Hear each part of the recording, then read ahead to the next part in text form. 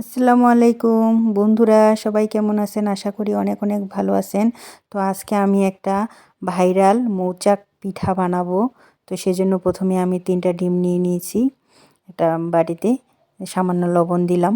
লবণ দেওয়ার পরে এটাকে সুন্দরভাবে ডিমটাকে আর লবণটাকে মিক্সড করব। সুন্দরভাবে ডিমটা যেন মিশে যায়। সে মিক্সড করার পরে এখানে আমি দিব আতপ চালের ভেজা গুঁড়ি। ভেজা গুঁড়িটা দিব। আর আতপ চালের ভিজা গুঁড়িটাই যে আমি নিয়ে নিয়েছি। ভিজাটা দিলে মনে করেন বেশি একটু ভালো হবে। শুকনো আটাটা সহজে এটা হবে না। শুকনো আটাটা দিলে কি আবার রেস্টে রাখতে হবে। আর এটা হচ্ছে সাবু। সাবুটাকে আমি ভেজে ব্লেন্ডারে গুঁড়া করে নিয়েছি। তো যতটা পরিমাণ চালের গুঁড়া নিয়েছিলাম ঠিক ততটাই সাবুর গুঁড়াটাও দিতে হবে। তো এটা আমি এখানে ছাঁকনি দিয়ে ছাঁকে দিলে কি ভালো হবে, পিঠাটা সুন্দর হবে। তো এখানে হচ্ছে হাফ হাফ চা চামচ এটা হচ্ছে বেকিং সোডা।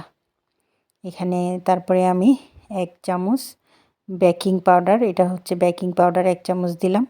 তো এটাকে এখন সুন্দরভাবে হ্যান্ড উইক্স দিয়ে সুন্দর করে মিক্স করব। একটু হালকাভাবে এটাকে মিক্স করার পরে এখানে আমি চিনি আর গুড় এখনও দিইনি।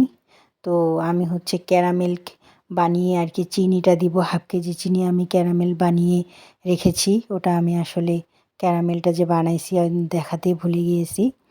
তো ক্যারামেল আপনারা সবাই বানাতে পারেন আমি জানি। এই দেখেন আমি ক্যারামেল বানিয়ে রেখেছি। তো এই ক্যারামেলটাকে একটু একটু করে দিয়ে ব্যাটারের সাথে সুন্দর করে মিক্সড করে নিব, যতটা পরিমাণ লাগে আর কি ব্যাটারের ঘনত্বটা হওয়ার জন্য। ঠিক কেকের মতো আর কি ব্যাটারের ঘনত্বটা হবে। তো দেখেন আমি এই যে মিক্সড করে দিয়ে দিছি। এখন এখানে আমি 1 কাপের মতো তেল মানে সয়াবিন তেলটা আর কি দিয়ে দিলাম। দেওয়ার পরে তেলটাকে ভালো করে মিক্সড করতে হবে।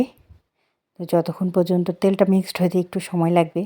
যতক্ষণ পর্যন্ত তেলটা ব্যাটারটার সাথে ভালো করে মিক্সড না হয়ে যাচ্ছে ততক্ষণ পর্যন্ত মিক্সড করে নেবেন। তো এই দেখেন আমি মিক্সড করে নিয়েছি। আর কেকটা বেক করার জন্য একটা বাটিতে আমি হচ্ছে তেল ব্রাশ করে দিচ্ছি ভালো করে।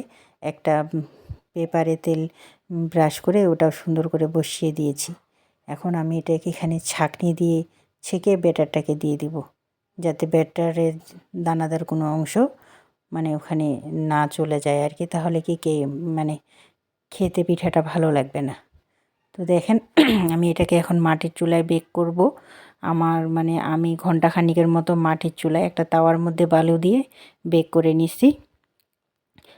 তো এই দেখেন আমার পিঠাটার ফাইনাল লুক অনেক সুন্দর হয়েছে। খেতে কিন্তু দুর্দান্ত স্বাদের হয়েছিল।